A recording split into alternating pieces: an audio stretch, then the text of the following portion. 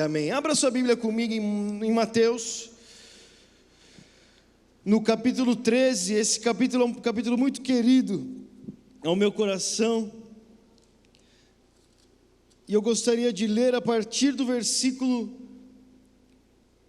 44. Mateus 13, 44, diz assim: o reino dos céus é como um tesouro escondido, que um homem descobriu num campo. Em seu entusiasmo, ele o escondeu novamente, vendeu tudo que tinha, e com o dinheiro da venda comprou aquele campo.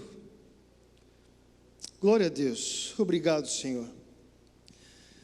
Meus irmãos, hoje eu gostaria de, além de pregar, mas compartilhar o meu coração com vocês, porque dos tempos para cá o Senhor tem nos feito viver algumas experiências, que no decorrer da mensagem eu quero compartilhar, mas, sabe, como um jovem, nós temos muitas oportunidades nessa vida, né? Desde o início, eu me lembro, desde os 18 anos de idade, quando eu fui chamado, eu tive uma compreensão real do chamado de Deus para a minha vida, e eu me lembro da luta que foi interna, sabe, de aceitar o chamado, né? Daquilo de você, será que eu vou, eu aceito, eu dou um passo a mais, e você até começa a pensar e calcular o custo disso, o que eu vou perder, o que eu vou ganhar, para responder ao chamado de Jesus, que diante da palavra de Deus, eu acredito que muitas vezes vai além daquilo que nós pensamos, né? Se nós observarmos o estilo de vida de Jesus e a entrega de Jesus, e depois a entrega dos seus discípulos, você percebe que verdadeiramente não era algo um chamado que os discípulos aceitariam para cumprir num fim de semana, né? Tá bom, então quando sobrar um tempo, Senhor, eu respondo ao seu chamado. Sabe, não era um chamado que os discípulos, eles escolheriam um momento da sua agenda para que eles pudessem decidir, né? O chamado de Jesus para os seus discípulos, e que foi demonstrado através da sua própria vida, era o que definiria a rota e as suas decisões por completo, né? Paulo vai dizer que nós devemos nos assemelhar ao exemplo de Cristo, que obedeceu a Deus até a sua morte de cruz, né? Foi um chamado de total entrega à vontade de Deus, e um chamado assim também que os discípulos seguiram, né? As palavras que moldam a nossa fé hoje, boa parte do Novo Testamento, que nós lemos e relemos para serem encorajados para seguir o Senhor, foram escritas, é claro, inspiradas por Deus, mas escritas por um homem que disse que considerava tudo como esterco para que de alguma forma ele ganhasse a Cristo, né? As palavras que nós lemos e relemos e estudamos foram escritas por alguém que disse que considerava a sua vida sem valor nenhum, a não ser que seja para anunciar o evangelho da graça de Deus. Então, sinceramente com você, aos 18 anos e diante do chamado que estava proposto para mim, eu entendi, de alguma forma eu creio, foi de uma forma sobrenatural que o Senhor abre os nossos olhos, que verdadeiramente a resposta a esse chamado custaria muito daquilo que eu considerava especial para a minha vida. Mas também, graças a Deus, pela palavra de Deus, que nós podemos conhecer a recompensa do chamado de Cristo, porque seria muito terrível se o Senhor chegasse para nós e falasse: olha, corre, e não falasse para onde. Imagina, não, eu sou Deus e você agora me obedece, sai correndo. Para onde, Senhor? Para que linha de chegada? Imagina, sabe, quando você, por mais que você esteja correndo uma maratona, e sejam quilômetros e quilômetros, você sabe que vai ter uma linha de chegada, e você coloca na sua mente aquela linha de chegada, e você suporta as dificuldades e sofrimentos e dores da corrida, porque existe uma linha de chegada, né? Se as pessoas só te mandassem correr, bem provavelmente você correria muito menos do que os quilômetros de uma maratona, sem saber que tinha linha de chegada. Talvez você gastaria toda essa energia na largada, talvez você desistiria, porque talvez você pensasse, bom, eu já corri o suficiente, sabe, até onde eu tenho que correr? E Deus, Ele nos mostra qual é a recompensa e qual é a realidade, a vida que nós estamos, e a Bíblia trata como o reino de Deus, né? Jesus, Ele veio nos trazer o reino de Deus, e nós podemos ter pequenos, insights do reino de Deus, só de se comparar a nossa vida, né? Que nós vivemos em um reino dos homens, né? Se o reino dos homens às vezes tem tantas injustiças e dores e dificuldades, com certeza o reino de Deus é diferente. Afinal de contas, Deus é um Deus justo, e um Deus que é amor, e um Deus compassivo, e um Deus bom, cheio de misericórdia, né? Esse Deus que criou os céus e a terra. E eu me lembro que eu comecei a me aproximar do Senhor, e as propostas nunca pararam, meus irmãos. Eu vou dizer para você, as propostas nunca pararam. Eu me lembro, no início já muitas pessoas chegavam, e até mesmo familiares que olhavam e falavam, mas Luca, será que você não é novo demais para fazer o que você está fazendo? Será que você não tem mais o que viver antes, né? Talvez seguir a sua carreira, aquilo que você estava fazendo antes, para então responder ao chamado do Senhor. Sabe, e as pessoas não poderiam responder por mim, porque aquele que sabia que tinha sido chamado pelo Senhor era eu mesmo. Eu não posso responder pela sua vida e tomar as decisões da sua própria vida, mas se você diante de Cristo sabe que o próprio Senhor te chamou, vai de você responder, mas também conhecer o para que o Senhor te chamou. E eu sou muito apaixonado por essa passagem, que é fascinante para mim pensar que Jesus diz que o reino de Deus é como um homem que encontrou um tesouro. Ele encontrou um tesouro, meus irmãos. Ele não encontrou um peso, ele não encontrou um fardo, ele não encontrou, uma ameaça, ele não encontrou, eu não sei o que as pessoas imaginam acerca do chamado de Deus. Ele encontrou um tesouro, ele encontrou algo muito precioso. Ele encontrou algo tão precioso que no seu entusiasmo ele enterrou aquele tesouro naquele terreno. Ele vendeu tudo que ele tinha, e ele comprou até aquele terreno com o tesouro.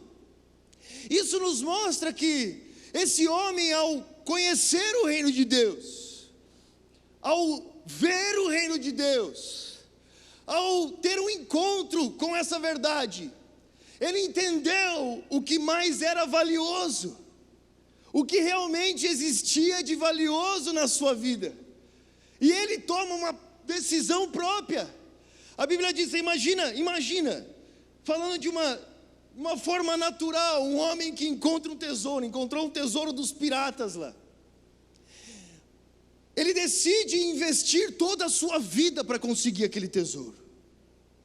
Ele decide colocar todas as suas finanças, tudo que ele tinha, talvez o que ele economizou por muito tempo. Se esse homem tinha dinheiro, com certeza ele entendia o valor do dinheiro. Não era alguém que não entendia o valor. Se ele tinha algo para vender, é porque ele sabia negociar. Se ele comprou algum terreno, é porque ele sabia. Ele não era uma pessoa que não entendia o valor das coisas. Ele não era uma pessoa que não trabalhava. Ele não era uma pessoa que não tinha conhecimento de negócios.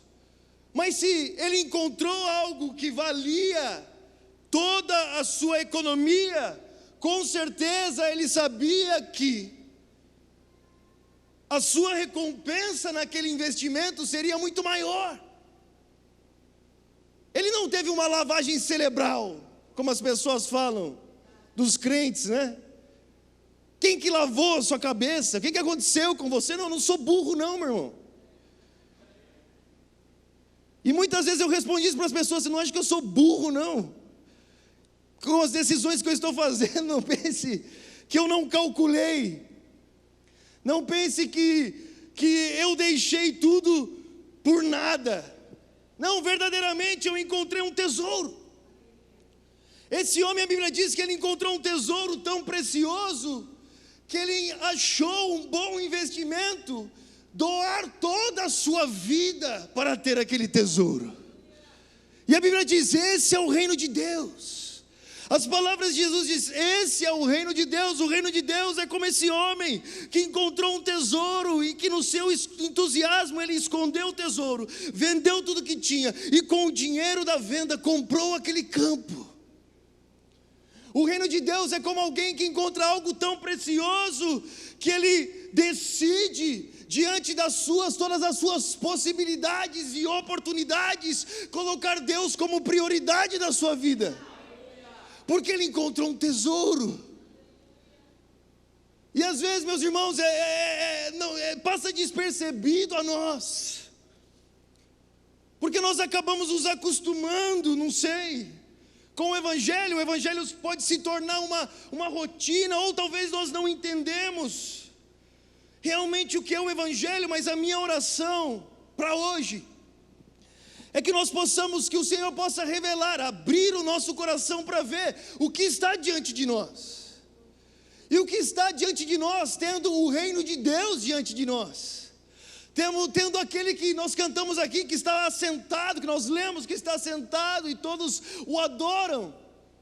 Sabe, em comparação com tudo que essa vida possa nos oferecer, o que vale o nosso esforço e o que vale a nossa entrega, e aonde deve estar o nosso investimento, como pessoas inteligentes, como pessoas que sabem e reconhecem o valor das coisas, a ter os nossos olhos abertos para um tesouro, que mesmo comparado com tudo que essa terra possa produzir, ainda é tão pouco. Tendo os nossos olhos abertos, qual é a resposta que nós devemos dar? Eu me lembro que a pergunta que passava no meu coração era: se Deus me chamou, como que eu posso dizer não? Sabe, como? Eu sempre quis ser aceito por alguém, quis ter amigos, quis fazer alguma coisa interessante da minha vida, e de repente eu sei que o Senhor me chamou. Você sabe, você pode sentir o Senhor te chamando. Sabe, quando você ouve o Evangelho, é o Senhor te chamando. São portas abertas para você ouvir, entendendo o tesouro. Qual deve ser a nossa resposta, se não essa? De como esse homem entregar toda a sua vida por esse tesouro. Sabe, de uns tempos para cá, o Senhor tem me feito ter tido experiências com pessoas que passam por situações muito distantes, meus irmãos, da nossa realidade. Eu me lembro, no início do ano passado, eu interpretei um pregador que ele tinha passado 457 dias na mão dos soldados do Estado Islâmico. E aquele homem, o que ele passou na mão daqueles soldados, a gente, sabe, é até difícil acreditar. E você conversa com ele, eu me lembro de tentar, sabe, extrair dele algum sofrimento, e tudo que saía dele era a fidelidade de Deus.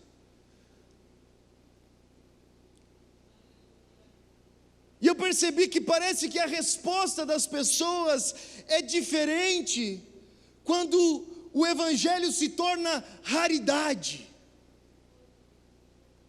Porque às vezes o Evangelho ele é tão exposto a nós, e ao invés de se tornar uma bênção por morar em uma nação onde nós temos total liberdade de ouvir esse evangelho todos os dias, de ligar a internet e ver um vídeo, sabe, de vir na igreja no domingo. Às vezes o evangelho ele se torna tão comum que ele perde a raridade.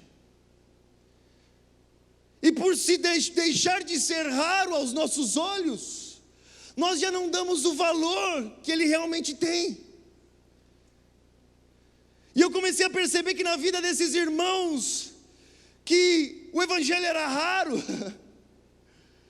que o evangelho talvez era a coisa mais rara, e verdadeiramente é a coisa mais rara, porque imagina você viver uma vida toda e perder tudo no final, gastar todas as suas energias, gastar os seus dias, a sua juventude, o seu tempo, o seu casamento, a sua família, tudo que você tem, você gasta, e no último dia você vai com as mãos vazias para um túmulo. Imagina que terrível vida é essa, viver por nada, construir sobre a areia, ter as nossas obras consumidas com o tempo, tudo acaba, tudo tem fim.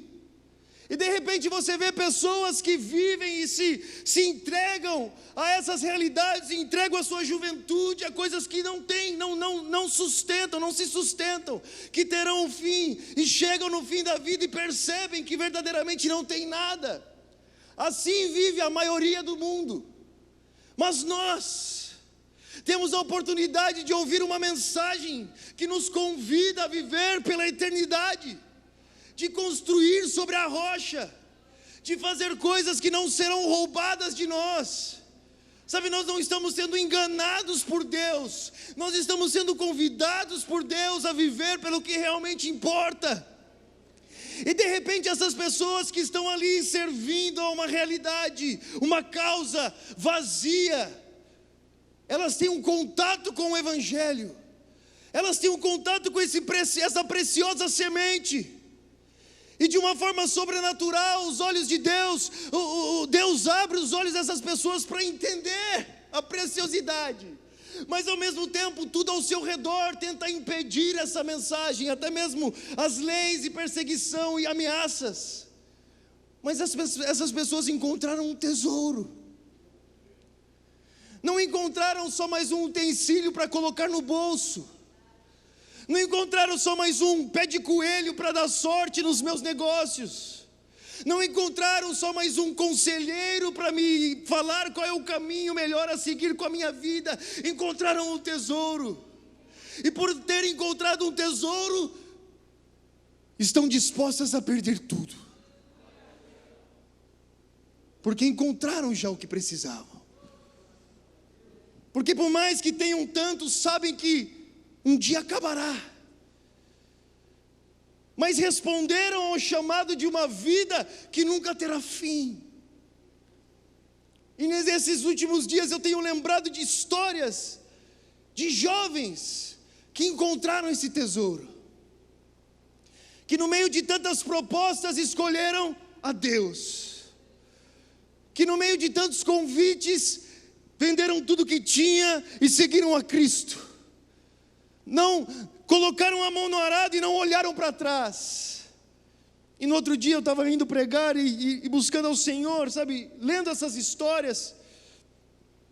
Eu me lembrei de uma história de 1956, que foi uma história que me inspirou muito, e inspirou tantos outros. 5 amigos numa universidade de negócios dos Estados Unidos. Um tinha 27 anos, o outro 28, o outro 29, o outro 30 e o outro 31. 5 amigos, alguns deles já casados. Eles passaram 4 anos fazendo uma universidade e eles eram muito bem sucedidos no que eles faziam, mas no último ano algo começou a acontecer com eles. Eles eram cristãos. E um desses amigos, ele chegava para esses outros 4 amigos e todos os dias ele dizia: gente, antes que a gente se separe, e antes que a gente tome o rumo da nossa vida saindo dessa universidade, nós precisamos fazer algo grandioso para o Senhor. Porque nós sabemos, sabe, o nosso tempo vai ser tomado, vamos fazer algo grandioso para o Senhor. E esse amigo passou o ano todo falando, e eles falavam, e eles pensavam, e eles ponderavam. Até que no final do ano eles tomaram uma decisão, eles falaram: vamos então, antes de terminar a faculdade, antes de pegar nossos diplomas, antes de continuar a nossa vida, nos separarmos, vamos fazer esse algo grandioso para o Senhor. E qual era isso? Eles decidiram fazer uma viagem missionária. E aqueles 5 amigos alugaram um avião, e eles foram pregar o Evangelho ainda numa região remota, que o Evangelho não tinha sido chegado, e não tinha chegado ainda, 1956. E a história conta que esses 5 amigos, eles pousaram em uma das ilhas ali, da América do Sul, onde existiam, na época ainda, índios selvagens. E assim que esses homens pousaram com o avião, os 5 foram assassinados. E não se ouvia mais notícia deles.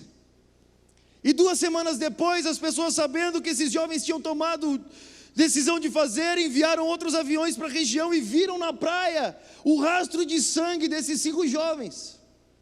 E o avião jogado ali também. E muitos poderiam pensar: olha, esses jovens desperdiçaram a vida. Esses jovens gastaram, eles tinham um futuro brilhante pela frente. Eles tinham uma vida para viver, alguns já eram casados. Mas o que aconteceu a partir dali, meu irmão, o mundo nunca viu.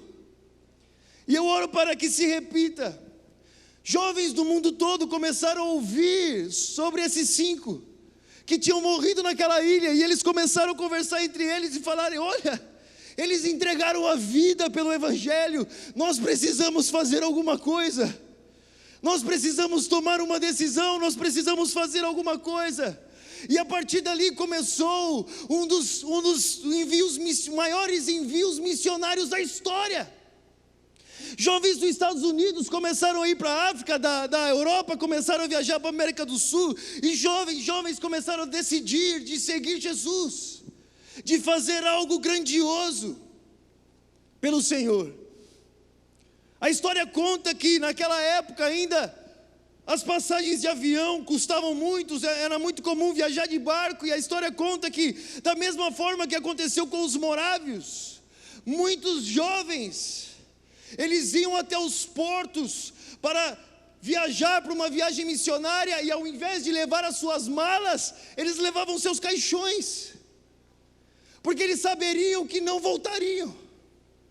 E sabe o que é mais incrível sobre isso? É que os pais apoiavam. Porque é um tesouro. Eles podiam ver um tesouro, meus irmãos.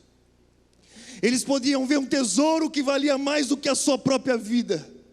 Eles viam um terreno que com os olhos naturais não podiam ser vistos, mas uma recompensa que seria dada pelo próprio Deus, que nenhum homem poderia dar, nenhuma organização poderia pagar. Existia um tesouro.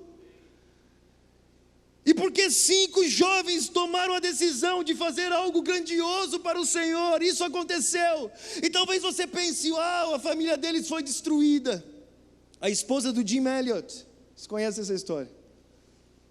Tinha uma filha de 3 anos, quando ele faleceu, ele era um dos homens. Aquela mulher, quando soube da história, começou a se preparar, e 3 anos depois ela se mudou para a ilha que o seu marido tinha sido assassinado. E ela passou 30 anos naquela ilha. E toda aquela ilha se converteu. Porque existe um tesouro. Existe um tesouro que talvez, ao plantarmos, nossos olhos naturais não vejam, meus irmãos. Decisões que parecem que vão do oposto do caminho certo. Verdadeiramente um reino de ponta cabeça. Mas para aqueles que entenderam a preciosidade que está diante deles. Eu me lembro da história, e eu já contei aqui, de um homem chamado Thomas Tuchik. Eu sempre falei dele, eu gosto sempre de repetir, porque as pessoas às vezes olham para uma pregação assim, e elas começam a dizer: mas eu sou velho demais para tomar uma decisão dessa. Eu sou velho demais para colocar toda a minha vida no propósito eterno de Deus. Eu já vivi, eu já não tenho mais o que fazer. E eu me lembro que aos 18 anos eu conheci esse homem, Thomas. Na época ele tinha 90 anos de idade. A sua esposa havia morrido fazia 5 anos. Ele já tinha tataranetos. E há 60 anos ele viajava o mundo pregando o evangelho. E eu me lembro que eu comecei a ouvir a história dele. Um dia eu cheguei para ele e falei: Thomas, o que você está fazendo aqui, cara? Porque a gente tinha sido muito maltratado nessa viagem, estava lá no Nordeste, e as pessoas trataram ele mal. E eu falei: mas por que você está passando por isso? Sabe, você é um canadense, velho. Você está aposentado, sua família vai lá, vai pescar no Canadá, um salmão lá, fica lá. O que você está fazendo aqui? E ele falou assim: Luca, todos os dias eu tenho que colocar Jesus como prioridade da minha vida. E a história desse homem sempre me impactou muito, porque ele se converteu com mais de 30 anos de idade.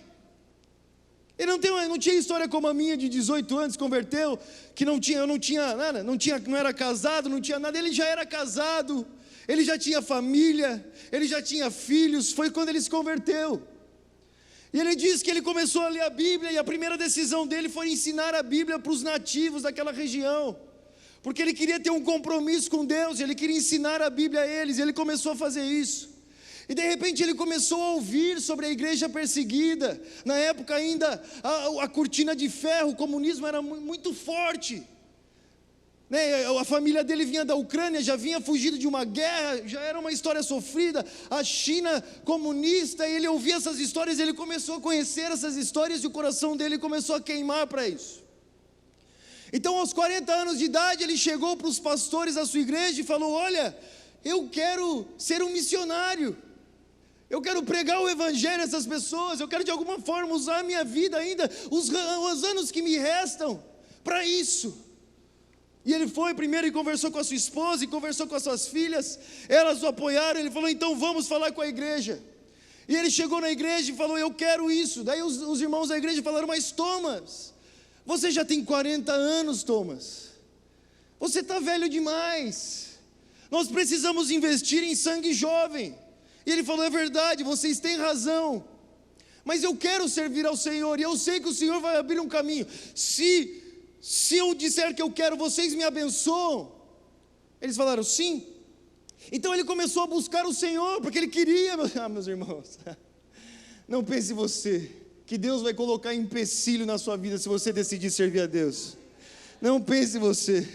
Deus está muito interessado na sua vida entregue a Ele do que você pode imaginar.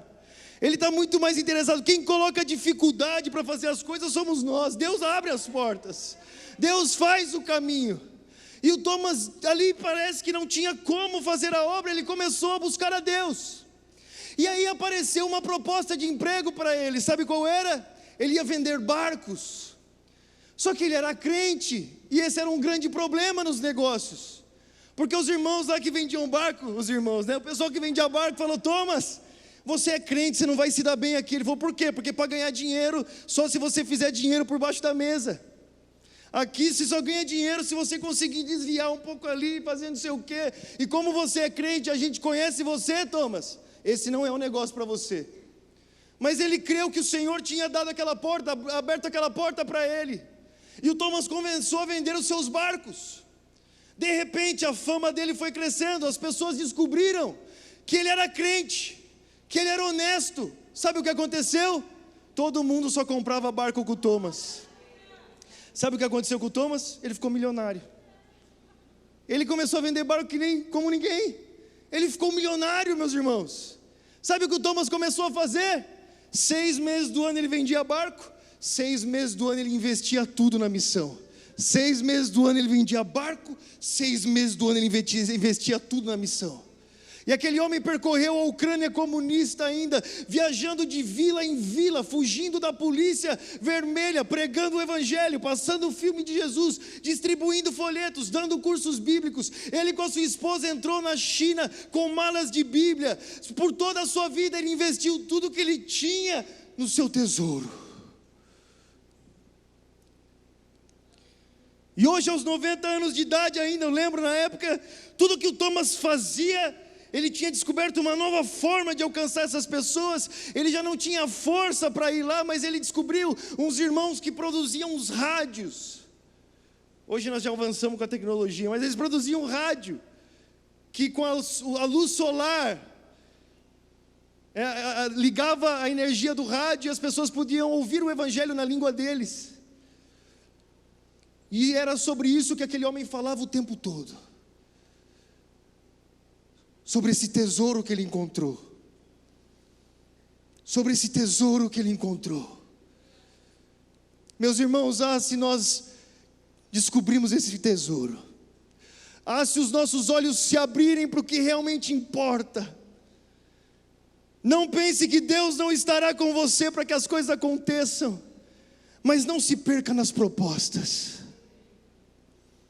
não se perca nas oportunidades, que muito facilmente aparecem para nós jovens, que o tempo todo os espinhos tentam sufocar a preciosa semente do Evangelho, novas oportunidades e formas de se viver. Sabe, muitos jovens pensam que eles nasceram e o alvo da vida deles é se casar. Não, meu irmão, nós nos casamos para servir ao Senhor.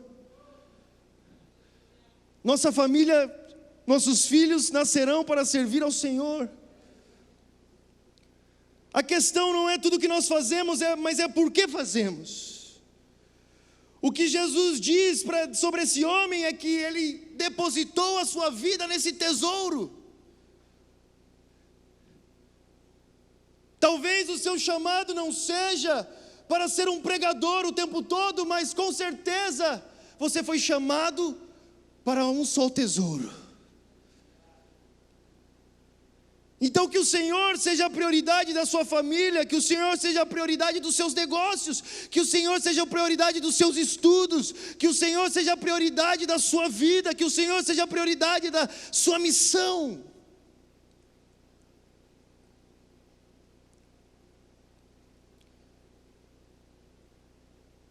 Porque não é vontade de Deus que a gente termine de mão vazia, meu irmão. E eu gostaria de terminar essa pregação hoje, depois nós vamos orar, lendo uma carta que eu li essa semana. Eu fui fazer parte de um movimento com os irmãos da Portas Abertas, e eles me deram essa carta para que eu lesse. E eu gostaria de ler para vocês. O nome desse homem é Alexander, condenado à morte em um campo de trabalho forçado na Sibéria. E ele diz assim: lembro-me do meu tempo na prisão como se fosse hoje. A fome era constante, eram dias, meses, anos sem comida suficiente. O frio também era terrível e incessante. Às vezes tinha a impressão de que a minha circulação sanguínea fosse parar de tanto frio. Eu ficava impressionado com a resistência que Deus me dava, pois depois de anos de maus tratos, eu certamente deveria estar doente ou morto. Certa noite fui atirado numa cela com a janela quebrada, pois a KGB estava determinada a acabar com a minha vida, me congelando até a morte. Eu fiquei desesperado, pensava que Deus tinha esquecido de mim e me abandonado. Me perguntava se todos os meus anos de sofrimento tinham sido em vão. Então comecei a orar. Normalmente eu orava em silêncio, mas naquela noite eu comecei a clamar em alta voz: Deus, por que me abandonaste? Por que esqueceste de mim? A dor era tão grande que as lágrimas brotavam do meu coração em total desespero. Naquele momento senti um calor físico e palpável. Era como um pai colocando o seu filho no colo. Era um calor humano, vivo e inexplicável. Ele penetrava meu coração e dele fluía uma fonte de paz. De repente senti como se alguém tocasse no meu ombro, e com esse gesto podia ouvir pessoas dizendo: você não está sozinho, você não está abandonado, estamos com você e compartilhamos do seu sofrimento. Era como se Deus tivesse me deixado sentir fisicamente o calor da oração se espalhando pelo meu corpo. Era como se as orações convertessem a energia do amor em energia de calor. Meses depois, descobri que outros irmãos estavam orando por mim naquela hora. Deus os tinha acordado pela noite, por meio de sonhos, para orar por um tal de Alexander. Eles obedeceram e eu sobrevivi. Meus irmãos, eu li essa carta para que você que ouça essa mensagem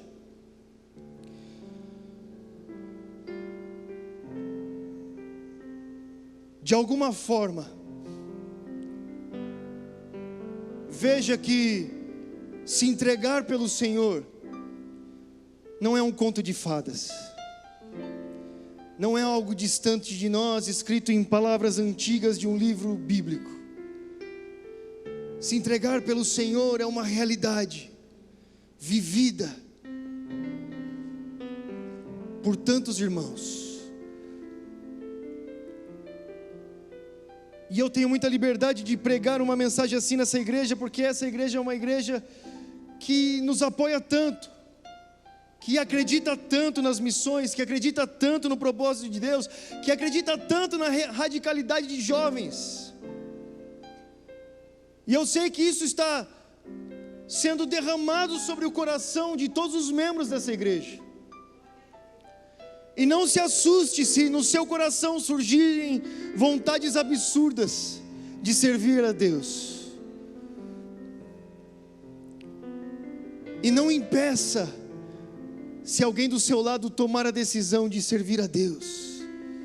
Sabe, eu entendo, às vezes, como pais, nós nos preocupamos muito com os nossos filhos. E nós queremos o melhor para os nossos filhos. Saiba que o melhor é Cristo. Eu sei, meu irmão, nós sonhamos, mas o melhor não é uma faculdade. Uma faculdade pode ser usada para a glória de Deus, mas se não for, não é o caminho. O melhor não é o melhor salário, o melhor não é o melhor sossego, o melhor não é o melhor carro, o melhor é Cristo. Eu gosto muito da história do Thomas, porque ele não era um homem miserável que não tinha nada a perder. Ele era um homem milionário que investiu tudo na obra de Deus. E aos 90 anos o homem acordava cantando, feliz, dizendo: eu não plantei uma árvore, eu plantei uma floresta. Certamente o Senhor cuidará de mim. Meus irmãos, Pai, eu oro nessa manhã que os nossos olhos se abram, Deus, para o precioso tesouro. Pai, eu sei dos conflitos às vezes de um coração jovem. O Senhor sabe o que passa no meu coração às vezes. E a gente pensa, onde existe, qual é o equilíbrio? E eu tenho entendido que não existe equilíbrio. Ou você vive para Deus, ou você não vive para Ele. Mas em todo momento o Senhor te chama, misericordioso Ele te chama, para sonhar os sonhos dEle, para pensar com Ele, para viver com Ele, para investir nele, para viver para Ele. Em pequenas ações o seu coração te agrada tanto. Você sabe a alegria que você tem quando você faz aquilo que fugia do seu natural, e parece maluco diante de um mundo aí. Você se entrega um pouco mais ao Senhor. Você sabe o que gera no seu coração isso? Isso são pequenas gotas desse precioso tesouro que Deus derramou. Imagina, será que esses homens estavam loucos? Como diz Hebreus 11, para serem partidos ao meio. Será que eles estavam loucos por continuar numa prisão, sendo congelados vivos? Será que eles estavam loucos? Ou verdadeiramente eles encontraram um tesouro? Deus, nos dê esse tesouro. Abra os nossos olhos para ver esse tesouro, Senhor. Abra os nossos olhos, Senhor, para que nós possamos colocar a nossa vida no lugar certo, Pai. Nos dê sabedoria para guiar o nosso caminho e a nossa família com as decisões certas. Nos dê um coração entregue a Ti, para se decidir pelo Senhor, porque não é da Tua vontade, que a gente construa sobre a areia.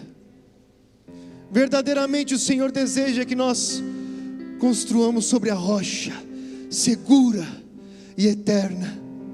O que vale mais, Senhor, do que vidas? O que vale mais, Senhor, do que o Teu propósito? O que vale mais, Senhor? Senhor, nos dê um coração como o Teu. Me dê um coração como o Teu, para que, Senhor, eu possa tomar as decisões certas, diante da minha esposa, diante dos meus filhos, Senhor. Deus, porque eu espero por aquele grande dia, eu sei que não será em vão. Nós já podemos provar um pouco da infinita alegria. Pai, nos dê novos Jim Elliots, nos dê novos desses 5 jovens aí, Senhor. Nos dê novos pais que encorajam seus filhos a se entregar a Cristo. Nos dê novos filhos que encorajam seus pais a se entregar a Cristo. Ó Deus, porque um dia nós nos reuniremos diante do Teu trono de glória, felizes, satisfeitos. Talvez semeamos com lágrimas, mas não semeamos em vão. Um dia viremos cantando, Senhor, com os braços cheios dos Seus feixes, com uma grande colheita, eterna colheita, que não será tirada de nós. Senhor, encha o nosso coração do Teu Espírito, e nos faça, Deus, testemunhas de um reino que nunca terá fim. Que o Senhor nos dê, Pai, sabedoria para lidar com a nossa vida,